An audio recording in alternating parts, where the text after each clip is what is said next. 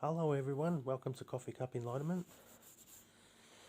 Today's video is going to be how to deal with anxiety, or how to deal with any disturbance that's felt within, how to process it, and ultimately how to go beyond it. As described in pretty much all previous videos, within pretty much 99.999% of people, there is a substitute identity that's been created since birth within every person. Who we are, our original identity is life itself. Another word for it is consciousness, or the awareness. And this consciousness and awareness doesn't have any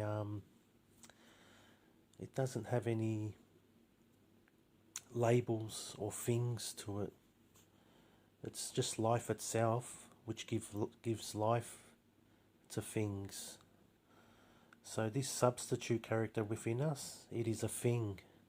And what particular thing it is, it's a bunch of ideas that's held within our head. And it's our awareness that focuses on these ideas as our identity. It's a substitute identity. And it's the nature of this substitute identity to be disturbed. It's its only destiny, really. It's its only purpose is to be disturbed. Our awareness, our original identity, is incapable of being disturbed. And I know this is a fact because when my substitute identity disappeared several years ago for 1.5 days, and there was the absence of the substitute identity, and what was left was my original identity as just consciousness, formless awareness.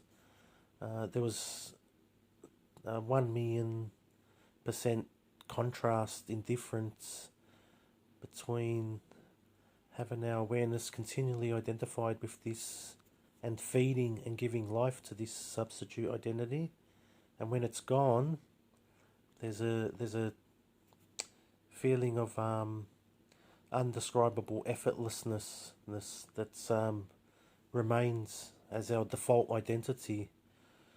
So, and I know also from as I've sort of given awareness to my substitute identity and recognized it, and created discernment and distinction between me and my substitute identity, and looked at it in such a manner that I could see that it was not me.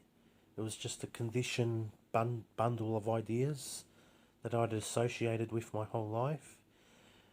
Every day, as I bring awareness to this substitute identity, it's lessened. And so too, what has lessened is its disturbances. And then that becomes evidence to prove that who we are is undisturbable. It's never been disturbed, it never will be disturbed. But as for 99.99% of us, we don't see this as our reality yet. We can only get a little bit of glimpses of it here and there when our substitute identity subsides during the day, many times per day.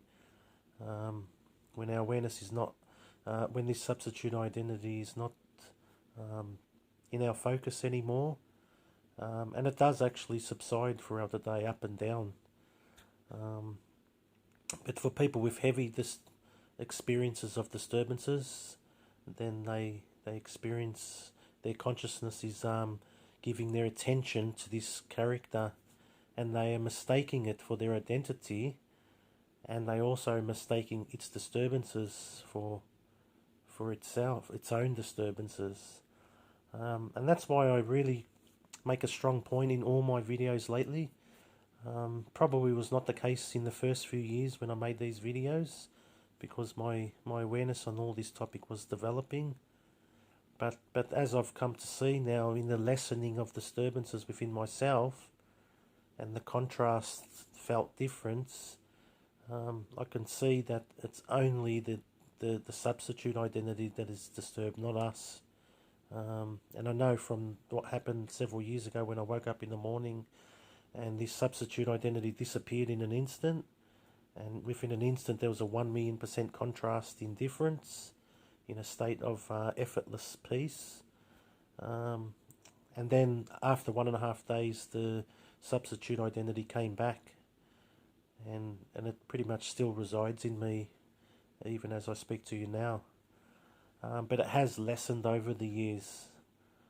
So it's very important that and what I try to do in these videos from in recent years is always have that focus on who our identity is. Is it disturbed or undisturbable?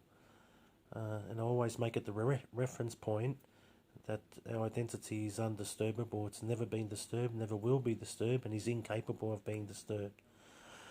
So that then brings the process on now. What's some tips and tricks we can do to deal with this character within us that we believe in as being us, and it's making its judgments about the world, which we're feeding through our identification with it, because we're not aware of this character as not being us yet. And then as it makes its judgments, we're not the one making the judgments, it is doing it.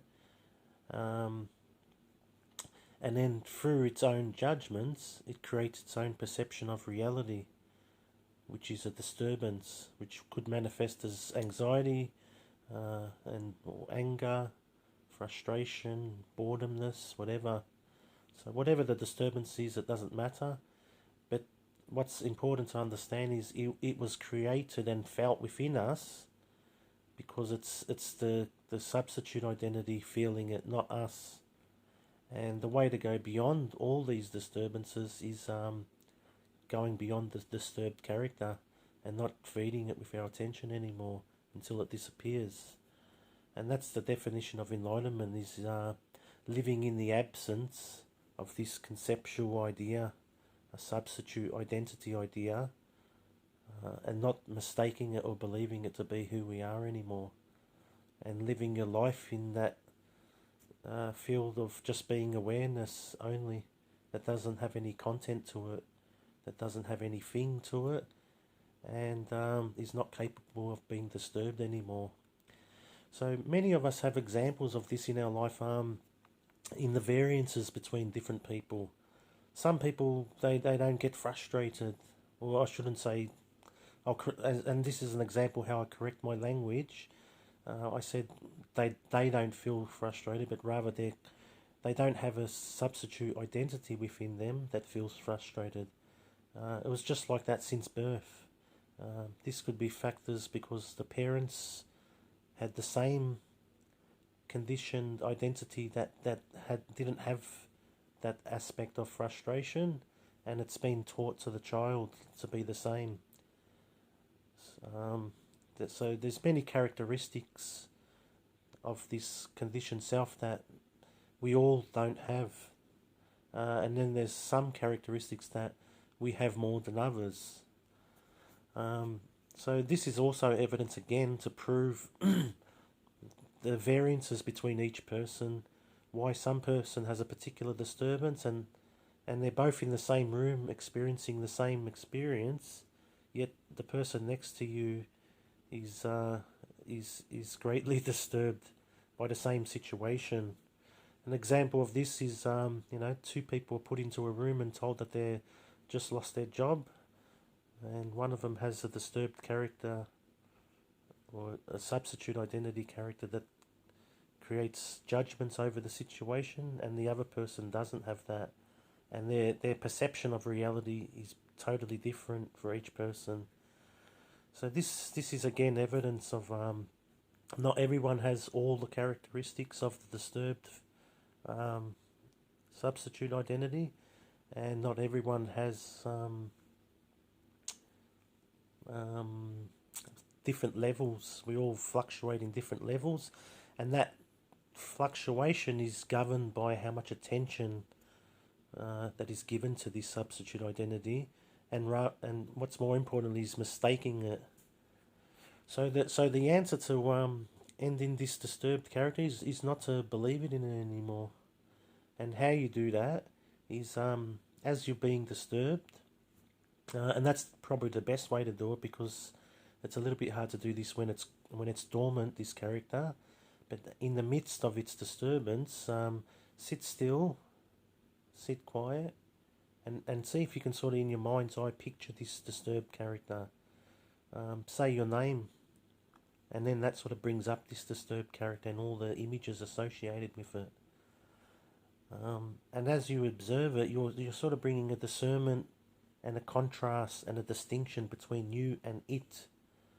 You may even get glimpses to see what that character actually, what its judgment it projected, and see how the corresponding disturbance came back to itself.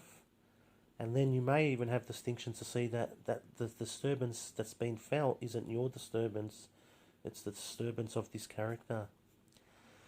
And why did we have this character in the first place? It's just because we don't know ourselves. We come into this world, it's almost like a training ground. You come into this world as formless consciousness, as awareness, as contentless awareness, and you don't know yourself as just that. So it's a natural mirror effect process that it's pretty much inevitable for everyone to create this substitute identity character. And that's what it's meant by you being, when terms are used where we're not awake, or we're awoke, or we're asleep. It's when we're associating with this character and we mistakenly believe it to be us. So, if there's a feeling of anxiousness, then you observe that feeling and notice it, what it feels like in your mind's eye. Even you can close your eyes to do it. Another trick is to bring out the flourishing of who we are as undisturbable. Is see if you can not mind this anxious feeling. You may not be able to detect that there's a character within you that's being disturbed. That you may not be able to detect that there's a character within you that made those judgments in the first place, that made itself disturbed. And you may not be able to create a distinction between you and this character yet. But what you can do is, which is what I did in the first few years, is bring an acceptance to the emotion. You may not understand or see yet where this emotion's coming from, and that's fine. But what you can do, and everyone can do this, is bring a yes to this emotion. Say, I don't mind it. So there's many variances on how you can bring a yes to this emotion. One is to say, it is what it is. That's what's happening now. I don't know how it happened. I don't know why it happened. I don't know what's causing it. But it is what it is. And in this feeling of accepting it as it is, you can start to feel already there's a peace arising and a lessening of the disturbance. Another variation of bringing a yes is I don't mind it, and having a slight smile. I don't mind it. That's probably the fastest way to do it, but it probably requires a little bit more gain in your awareness before you're able to do that successfully, because I'm at an ability now with my awareness where when my character makes certain judgments, I can see it in a nanosecond now. I can see its corresponding emotion that's generated, and I can see it is the one being disturbed, and then I can bring a smile to all of that. And as I do so, I receive like a orgasmic euphoria sensation that feels like it's a rush of energy coming from the base of my spine and pouring out of the top of my head, and it's almost like a warm rush of water that tingles my shoulders and tingles my head, and that's the evidence and proof that what's actually happening within me. There's a strong level of distinction and discernment, and it's at such a level that it's actually dissolved in an instant as it's seen. Like the saying, the truth will set you free. It's the truth of seeing who you are amidst the false, and bringing distinction to these two elements within you. That eventually dissolves this character, and dissolves its corresponding disturbances and dissolves its corresponding judgments. So I think I gave this story once before in a video, but when I met a friend 20 years, I hadn't seen him since high school, and there was certain relationship of disturbed characters that was between us two, and memories of past disturbances that were associated between us two. 20 years later, both of us had undergone transition, as many people do as you get older. It just naturally occurs. This character eventually dissolves on its own anyway. But what I'm describing here in this video can help address and accelerate the process. Whatever I'm talking about is basically a natural process.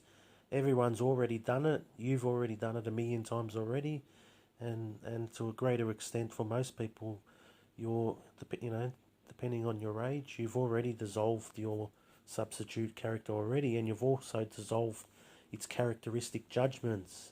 But going back to the story, when we met each other 20 years later, without any words being spoken, just looking at each other, the energy that was recognized between us, the stories of those characters were gone, were instantly recognized by both of us. And so there was like an instant healing of that past and all the associated disturbances between that, and realised that we were two different people. And that's what generally people do when they get into their 40s and they go back to the high school reunion. And I went to my high school reunion recently, and it was amazing to see. Maybe there was one or two people who might have had character issues, this substitute character issue within the past, assuming maybe it would re-arise itself and resurface. And then as soon as I met them, they too had gone through the process, and they hadn't done any of this stuff as I'm describing in this video. It's just a natural process for them in their life. You just learn eventually, and the way it becomes a natural process is it just repeats itself, this character, over and over, and then naturally your awareness gets bored of it, and that particular element of that judgment and its disturbance disappears. And that's why you can say people change, but really the essence of who we are is unchangeable. And that's because it doesn't have any content to it. Awareness is contentless. It's just the lights on switch of life. And it's the destiny, hopefully, for everyone to eventually discover themselves as just their default identity, as which is described as enlightenment, and live the rest of their life in that state, where it's almost impossible to become this disturbed character anymore, or associate as being this disturbed character anymore, and it's almost impossible to create that field of thinking that creates the character to be disturbed. So you can apply this process of, this is called mindfulness. It's also called in psychology world cognitive therapy. Sometimes it may be necessary to go to therapy and try to calm this character, and to try to make it disturbed, maybe focus on motivating things to make this character less disturbed. But my videos do not try to emphasize on that anymore. What I'm trying to do is not build a positive character or a negative character. I'm trying to encourage in these videos for people to go beyond both the positive and the negative character. Because if you keep on creating a positive character, which is infamous for self-development, it's pretty much the main essential way for self-development techniques, which is to address the negative character and then build yourself into a positive character. And it's never-ending work. It never ends. And it can still, using this pathway, create liberation to some extent, because you're generating an awareness of the negative character, you're also generating an awareness of the positive character, and then hopefully maybe you'll go beyond both of them. This is possible.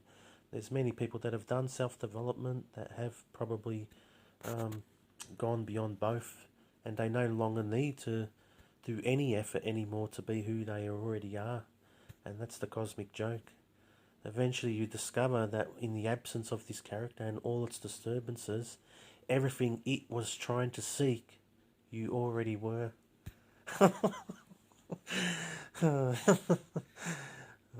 That's the cosmic joke. And the never-ending striving of arriving of this character. It's the one trying to fix itself, and it's beating itself up, and then it's trying to repair itself from its own self beating up, and you're the one sitting in the background all along, never touched, never been disturbed, and you're the one that was giving life to this character, and that's enlightenment.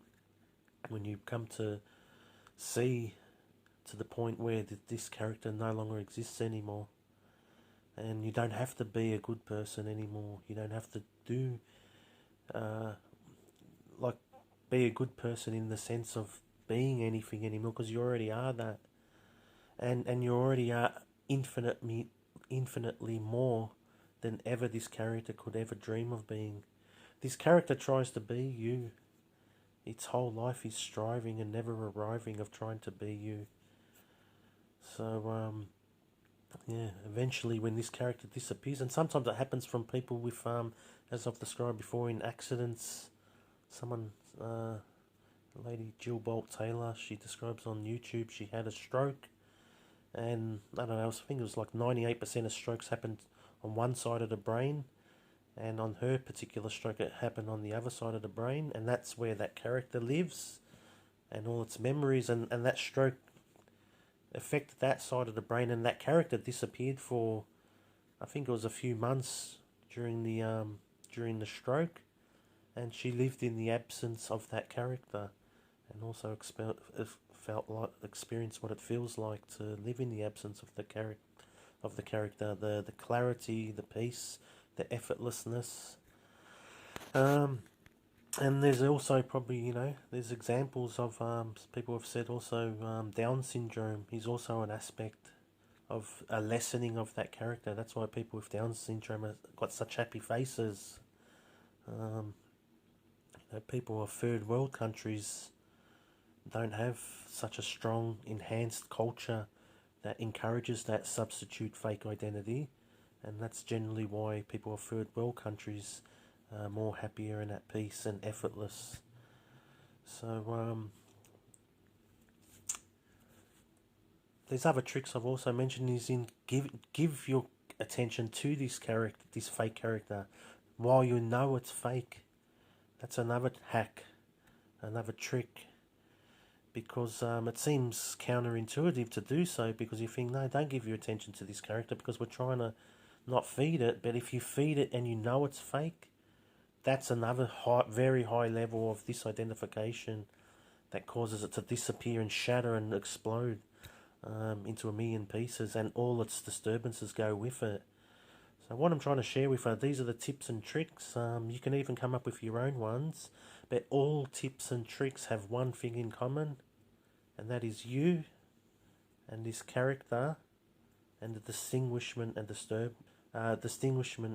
discernment between you and it, to the point where it pulls away from you, and then you see it, and you can say, hey, I'm not that. And then you can feel a massive level of peace arise within you, and you feel that peace as your identity, not this disturbed character. And then in the seeing it and the smiling of it, or not necessarily does it need a smile all the time, it dissolves into a million pieces. And all the energy that was trapped in that character that you had given to it over the decades, over the years, returns back to you, and that's what causes that euphoric rush, that orgasm. It's given back your identity back to you, which you mistakenly gave to it, which is just a bunch of ideas. Another, which I've mentioned in nearly every video, another evidence and proof that this character isn't us. It keeps changing.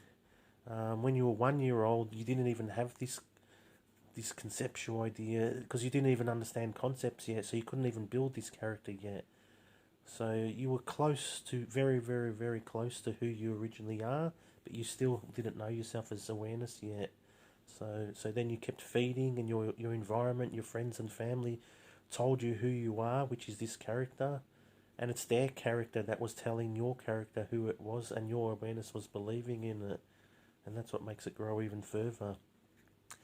So that's why other people who um, their character, their disturbed character manifests or externalizes disturbance to others, it has a strong tendency to pull people into association as their character being disturbed as well. But you can't really bubble wrap the entire planet, and that's not really the purpose to bubble wrap the entire planet to stop this process, because eventually everyone's still gonna have a strong impulse to make this fake character on their own, even if they'll put into a bubble wrap environment. As was described in other videos, the ancient American Native Americans, also called Indians, which they don't like that word, but they I don't know where I haven't really found evidence of this on the internet, but I've heard the story a couple of times that they used to, whether it might have been a few hundred years ago, bring up the children with no language, so that way they could encourage children not to use concepts and intellect to create this character and minimize this character. So that by the time, and they used no language until they were 18 years old, and then after 18 they taught them language, and so they waited till the child was rooted in this awareness as their default identity as awareness, and then they were mature enough to introduce intellect and language. So, but that's just an example how other cultures have dealt with this long issue. It's the human condition. It's been going on since the start of time. And there is a way to, I'm evidence there is a way to go beyond it. I still have a conceptual identity that gets disturbed every day. But every day I observe it, it lessens. And I learn to smile at its disturbances, learn to smile at its judgments that it created for itself, learn to smile at it beating itself up.